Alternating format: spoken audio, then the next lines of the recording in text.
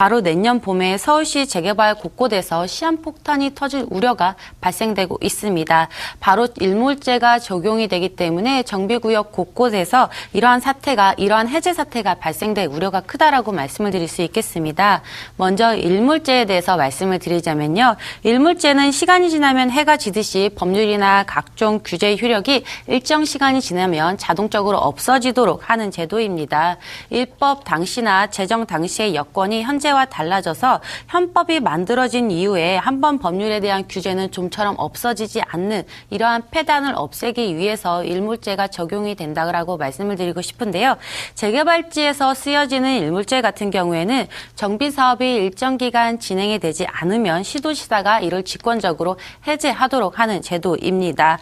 2012년 2월 전에 구역이 지정된 추진위원회 같은 경우에는 내년 3월까지 조합 설립을 하지 못하면 일몰제 적용이 대상이 됩니다.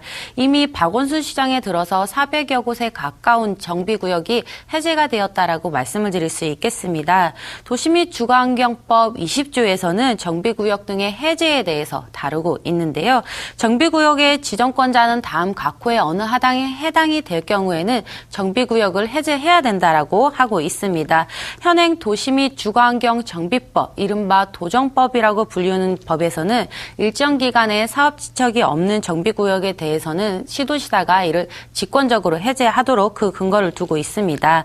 바로 2012년 1월 31일 이전에 정비구역으로 지정된 추진위원회에서는요. 내년 3월까지 조합 설립 신청을 하지 못하면 구역에서 해제가 되게 됩니다. 추진위원회가 설립이 되고 조합 설립 단계를 넘었지만 아직 사업 시행 인가 신청을 하지 못한 초창기 사업장에서는요. 무려 73곳에 달하고 있습니다. 추진위 단계에서 머문 사업장은 43곳이라고 설명을 할 수 있겠는데요. 이 가운데 30곳이 내년 봄 일괄적으로 일몰제에 적용이 대상이 됩니다. 재개발 구역에 따라서는 앞으로 1년 안에 추진위 단계에서 조합 설립 단계까지 사업을 진행시키기 어려운 현장이 굉장히 많이 있습니다. 추진위 설립은 토지 등 소유자의 과반수, 즉 50% 이상의 찬성만 받으면 됩니다. 하지만 조합을 설립을 할 경우에는요. 토지 등 소유자의 75% 이상의 동의가 필요하고요. 또한 토지 면적 절반 이상의 동의가 필요합니다. 하지만 사업장의 면적이 크고 토지 등 소유자가 많을 경우에는 시간 내에 이러한 동의를 받지 못할 우려가 굉장히 커지고 있습니다. 하지만 이러한 일몰제가 바로 적용이 대상이 되는 건 아닙니다. 도시 및 주거환경 정비법 20조 하단에 보면요. 1항에도 불구하고 정비구역의 지정권자는 다음 각호의 어느 하나에 해당하는 경우에는 2년의 기간의 범위에서 연장을 할 수 있다라고 나타내고 있는데요.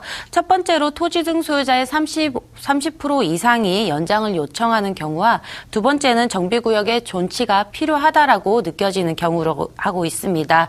예를 들어 보겠습니다. 바로 송파구 마천 4구역 같은 경우에는요. 2015년 7월 조합이 설립된 이후에 사업 시행 인가를 받지 못해서 일몰제 대상이 됐습니다. 하지만 주민들의 동의를 얻어서 일몰제의 기간을 2년 동안 연장을 했고요.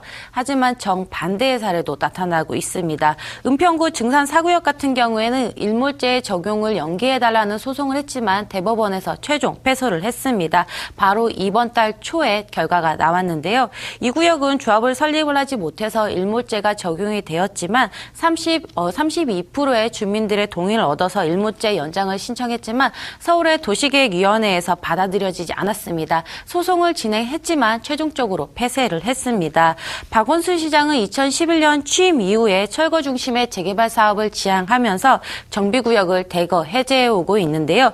취임 이후에 6년 동안 해제된 곳은 무려 361곳에 달하고 있습니다. 하지만 같은 기간 신규적으로 지정된 정비구역은 70곳에 달하지 않습니다. 이처럼 수급 불균형에 대한 우려가 끊임없이 커지고 있는 현실이라고 말씀을 드릴 수 있겠는데요. 이처럼 초창기 재개발 사업 단지에 투자를 하실 때는 주의해야 될 사항이 몇 가지 있습니다. 하지만 정비구역의 면적이 크고 토지 등 소유자의 숫자가 많게 된다면 조합 설립 인가를 받는데 오래 걸릴 수밖에 없기 때문에 오늘 제가 말씀드릴 일몰제 적용을 받는 받는 현장이 될 수도 있다라고 말씀을 드리고 싶은데요. 이처럼 일몰제 적용에 대해서 정비구역이 해제가 된다면 내가 투자했던 투자금을 안타깝게 손실을 볼 우려가 커지고 있습니다. 그렇기 때문에 재개발단지, 특히 초창기 재개발단지에 투자를 하실 때는요. 이러한 일몰제 적용을 받는 현장이 되는지 한번 조사를 해서 내 돈 손해보지 않는 투자를 해보시라고 말씀을 드리고 싶습니다.